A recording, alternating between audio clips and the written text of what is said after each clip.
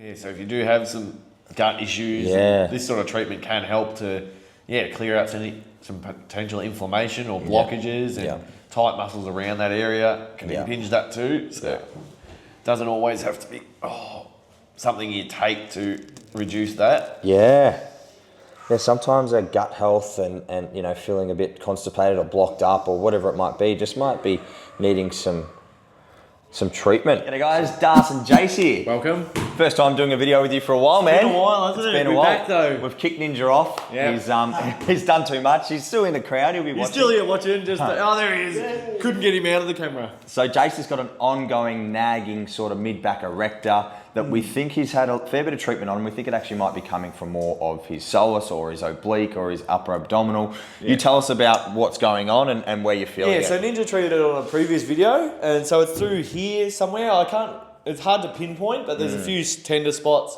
But it's fine when I do lifting, like deadlifts, squats is fine. It's mainly like rotation movements and sitting on the couch, like in certain positions, and then when I try and get up, it's sort of need to brace and then I can get up. So rotating this way, I sort of feel it through here. And then rotating away, there's like a little bit of a pull, that similar area. But I've had that worked. I had a bit of work done on it yesterday as well. And it feels better, but maybe we just thought today we might have a look at somewhere else that could be affecting that area. So let's get Darcy to treat it. Go flat on your back, man. Maybe in your jocks if you don't mind. All right, guys. So what we're going to start with is we're going to start with the same side. So it's his right side that's affected and his erector. It might be his multifidi, somewhere around that group.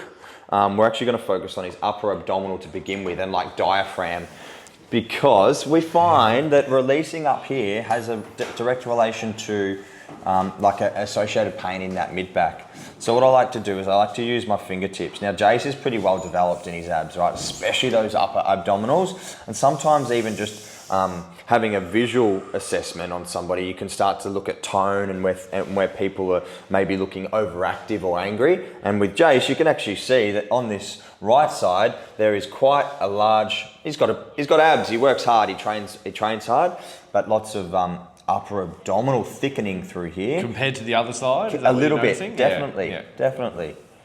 So what we're gonna do is just like, try and get my hand under that rib cage, which Jason allows me to with his breathing, and just have a little bit of a, you got to go really slow here because Jace will struggle to breathe through it if I'm invasive, if I go too hard, if I go too fast. So slow it down, pin under there, and then just sort of in there. Yeah. Really not a pleasant area to get treatment. It is sharp. Is that sharp for you? A bit more dull. A bit dull. But it feels like it's relevant. Yeah. So the great thing about bodywork is we use our hands and they're our tools, right? But we have to learn how to use them in different circumstances and different areas of the body that fit there. Like the thumb does fit, but using my first 3 fingers is a really nice sort of pleasant way to get a good purchase on that abdominal without it being too overbearing. So just sort of cleaning that out. It's quite, as I said, solidified or thickened through there. When you pull back up, there's more that way, Yeah. So sometimes it can be our diaphragm also it gets a bit like stuck up under here, right? And we've got our, obviously our heart and our lungs and organs and things like that under this area. And our diaphragm is meant to, as we breathe in, moves down, which creates space for our lungs to expand. But if that's really tight and stuck up under here, then we're probably going to be feeling tightness in our mid-back or our mid-back or our upper back. So breath work is really good, but release work is what's going to help to create space in our rib cage. Oh, yeah. So I haven't moved a lot and it doesn't look maybe that entertaining to begin with, but what's going on under my fingers is there's heaps. Is softening of that tension and that build up. I'm reinforcing my pressure with my thumb up there. I've got a good purchase on his rib, so I've got a good feeling of, I'm on the rails, I've got guidance of, to stick to that those bony landmarks stick to the rib cage as a bit of a, clean out that border. Yeah, good. We're not just fishing in the middle and hoping for a bite. We're straight away connected to that area. Anything down there, Jason? There's a bit more just out there. It went through a section where there wasn't too much. Yep. It's probably not as bad out there. Yeah. Cool. So already we can see some redness. Now that we've done that with my fingertips, now we're going to try the thumbs. So nice. That definitely softened it to begin with. Oh. Yeah. Again, Jace breathing. My target is a downward pressure and then an up. And it's not about, hurting Jace and trying to inflict as much pain as I can. And then my direction of my thumb's going to move down and out. Just ever so slowly. Oh, sorry, bro. Just headbutted the camera. Headbutted the camera. Oh, all good, geez. All good. Oh, and I'll make it on the showroom floor. Yeah. Oh, when I breathe into that one. It feels like that's relevant there. Oh. So I guess our core is super important in stabilising our spine and our pelvis and, keeping our trunk strong and supported. But it's also just like any other muscle. It needs to be released. And the relief we can get around our stomach and our organs and, our ascending and descending colon, like just getting some movement through here is just going to help with our digestion and our movement of flow through here. So just creating flow. Oh, yeah, so if you do have some gut issues, this sort of treatment can help to clear out some potential inflammation or blockages and tight muscles around that area. Can impinge that too. So it doesn't always have to be something you take to reduce that. Yeah, sometimes our gut health and feeling a bit constipated or blocked up or whatever it might be, just might be needing some treatment, some movement through there, some encouragement. Even just like hip flexor, like psoas release. I've had so many clients that have, like, you treat them and they go, oh shit, something feels like it's moving, and it's a good sign. The body's starting to relax into that. Maybe subconsciously holding a lot of tension in you, holding onto your shit. Yeah. Got to clear it. It's all about moving and creating flow. Stagnation versus flow. Going back to that principle you learned from day one here at MMT. Go back to that. Another one there. It's just a little bit quicker now, as I feel like we've gotten through the thicker stuff, but it's just more about just getting a little bit, breaking up some of that, those fibres that still feel a little bit adhesive and sticky to that rib cage. Trying to allow that rib cage to move and expand as much as we can. Good, Jace. Definitely breathe a bit easier there. Yeah, nice. What I also like to do is just a bit of go like this. We're just going to encourage the ribs to move. There's actually come over here, Leo, and you'll see how much the ribs move in that way. So see how that just pushes down, and that's just a nice way to break up any scar tissue. It helps Jason relax a little bit as well. Good, and just getting some movement. So it's a good joint mobilizing movement as well. So that can sometimes just, encourage the ribs in the right direction. And, if we feel like we've got some build up there, that's going to help unblock that. Even, just looking my angle, I can see, like, when you did point it out, I could see from my angle that this one was a lot higher. So just looking down now, it looks like they're the same height from my angle. Definitely. Have a look at your own in the mirror. That was like rotated that way, and now it feels like they're similar height. Yep. That can also be coming from our psoas. Our psoas will pull the spine in the opposite direction, meaning if I show you my SCM, so if I move to my left, this SCM on my right will pop up. Yeah, and if I move to my right, same thing with our psoas, which attaches to our lumbar spine. As we rotate our trunk to my right, my left psoas will actually activate to encourage that movement. So if we've got a bit of torsion or traction going on in our spine, where sometimes it's, what do we call that, Jace, when we've got... rotated. I'm trying to think of the... it'll come to me. Scoliosis. Sorry, guys, I couldn't think of the word. If you've got a little bit of scoliosis or a little bit of curvature in our lumbar spine, sometimes that can just be coming from our hip flexor, our psoas major. Sorry, Jason, getting straight into that. Jesus. Again, this one we can hold a little bit of emotion in here, and it can be really nasty, which it does feel quite sore on Jace. We're starting with the same side, but we're going to go and treat the other side as well. And look at that, like you can see how deep I am there. So ready, 2 hands straight down, using his belly button as a landmark of where we need to go, and just going across from that and pinning that psoas major. If you need to bring it up, Jace can lift his leg up, and I can get a good feedback that I'm right smack bang on the middle of that. So that's a good way, just, get your client to lift up. Yeah, you can try this on your partner. If they've got, mid back pain, lower back pain, pelvic shifts or tilts, pinching in the front of their hip, get your 2 fingers and just go slow and push into there.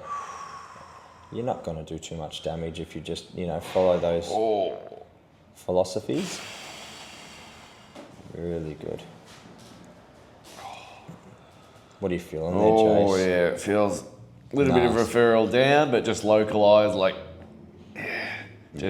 hip flexor, true discomfort, hip flexor pain. Yeah, I'd really, I think Jason and I sometimes talk about what are the parts of your body that you struggle getting treated. The hip flexor is one for me. Calf would be up there for you. You calves, I actually, once it. I can breathe into this, now it just feels like a therapeutic pain, but for you're probably the opposite. You probably can relax more with your calf, but your hip flexor struggle. Yeah. So it's just funny. Some people really are challenged with. Again, it's another area you have to go super slow, especially if it's your first session or even the first couple of sessions, and there needs to be that element of trust built there. Definitely. You can't just go straight in, and we won't just go straight to this depth. It's obviously Darcy and I know each other quite well, and we both know my body pretty well. So, but with you, if it's your first time, it might take us 10 minutes to get halfway in. So. Yeah, that's important. I like that comment, Jace. Jace and I have been treating each other for 8+ years, so we know each other. We know that on video we're comfortable with each other's treatment. But if you're somebody that's new or you haven't had this done, you really got to be empathetic and it's not always this brutal. You think, oh Jesus, smash! I can't handle that. But it'll be to the level that your body and you are accepting of. We don't push past that boundary. Yeah, that's part of what you learn as a practitioner is just reading people's bodies, and we call it reading the play. Yeah, well, we don't want a session to be, you leave here and go, God, that was horrible. I can't bear to do that again. It's got to be moments where it might be unpleasant, but we know that it's the right pain and it's therapeutic. But majority of it is, this nice, good pain. That challenge and support. Yeah. It's good. So I'm actually going to move up.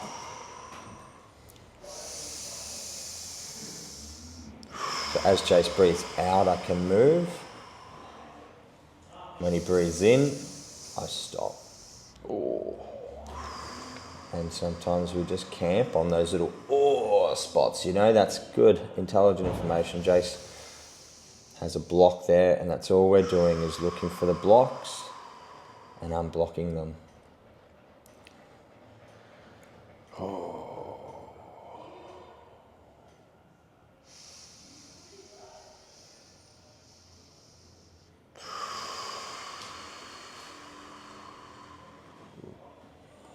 Something tells me I want to come from the other side. You stay there, Leo.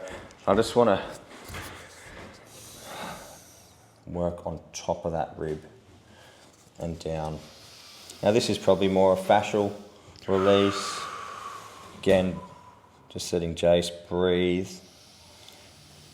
and relax and allow this to connect. So I'm actually working some of the intercostals, and maybe as we go down here, it's going to be a little bit more obliques, which are going to assist in side bending and lateral bending or rotation.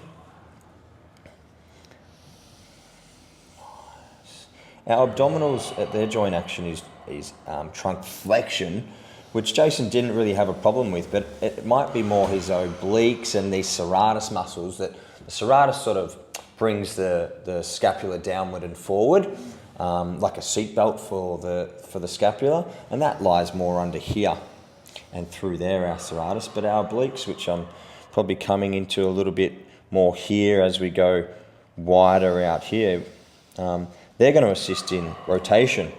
And Jace was struggling with rotation, so maybe it's going to be just pulling in between. So these are not like little channels. That's a rib, that's a rib, that's a rib, and that's a rib. And I'm just going to pull open those channels. Intercostals in there as well. Those channels are where we want the movement and the blood flow.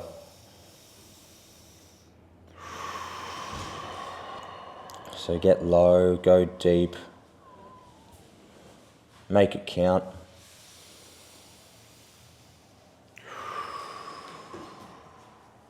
Do that again with the other hand, make sure I'm in between the ribs.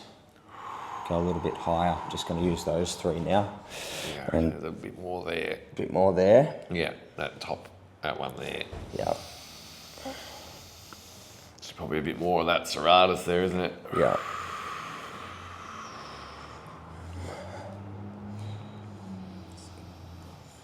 Just drag between.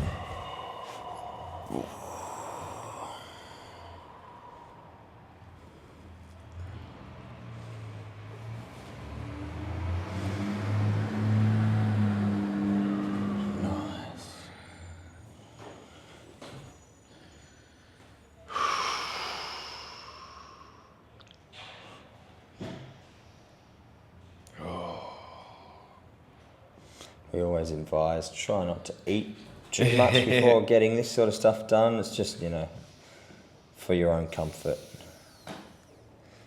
Really good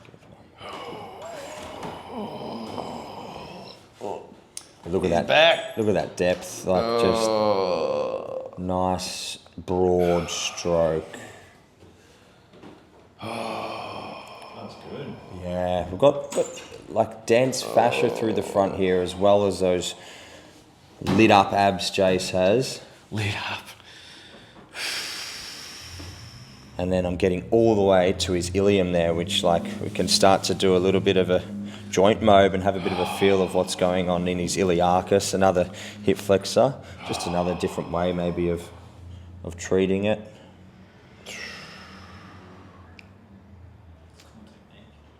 It's good. Feels nice to receive that broad pressure. Yeah, especially after some of the deeper work, it just helps to bring me back down a bit more. Yeah. Treatment's about balance. If we've got a 45-minute session and 45 minutes of it's really brutal, sometimes it's got to be like that. But we want to make sure that some parts of it is, more relaxing and a little bit more enjoyable.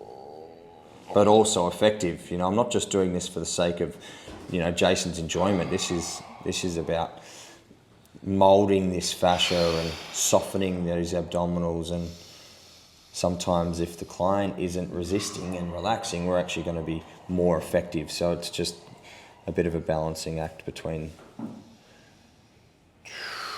Jason being able to handle relaxing and letting go. Oh, it feels good. Yeah.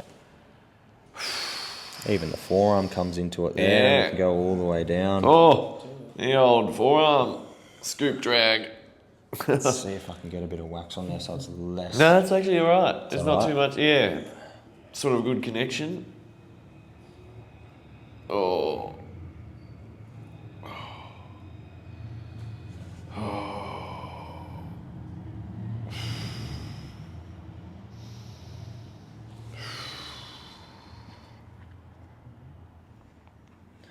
So slow sticking, you know, that rib cage is as high as I can go, so that's keeping me on track, getting good connection, and then just working that down.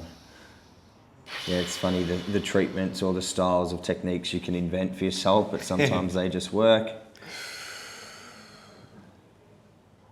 And give that all the way out. Yeah, sometimes treating the psoas with your elbow can be effective as well. Getting that broader tool into more space, you know, hitting not only the psoas, maybe more abdominal and more fascia and more tissues can be just as effective as poking in there with the fingers. Oh. Beautiful. Oh. Jace, let's get you up and let's see how we've gone so far. Actually, let's look at that first. So, coming so in much. and looking from there, you can see that looks. You can see the redness, which is obviously where we're creating more flow and blood flow through there, but also just that rib flare that was happening there when we sort of push that down and just encourage those tissues. Yeah, you can sort of start to see it looks more balanced. This one's nearly higher now, isn't it? Yeah. I still think that this right ab might be a little bit more dominant than his left. It's maybe favouring this side of his body a little bit more. So that's just something to be a little bit more aware of. We're not perfectly symmetrical people, but if we can become a little bit aware of, you know, muscle size and definition on our body, we can maybe start to train to teach our body to activate this one a little bit more or balance ourselves out. Let's stand up, Jason, to get you to move and rotate and see how your back feels. It was just a bit of a trial and error one, so face the window because you look lit up there, man. And get your hand out of the way. Yeah. Look at all that redness. Oh, feels better that way. Yeah, yeah. Way better. And going to it, better? Yeah, better this way. Beautiful. Nice. So sometimes the answer isn't that clear, you know, sometimes it's not going to be the first treatment where we go towards the erectors and we go, let's go straight to the source of pain. A lot of the time it is, but sometimes we have to look at things deeper and get a better understanding of what muscles do what action and what muscles refer to what parts of the body, and treat those areas. So if you haven't been fixed the first treatment, don't be discouraged. We go in, we're going to find where it's coming from, we're going to find the source of your suffering. So if you enjoyed that treatment, make sure you do book in with one of our clients here, practitioners here in Richmond. You're the client, and yeah, thanks for watching. Thanks guys, see you later.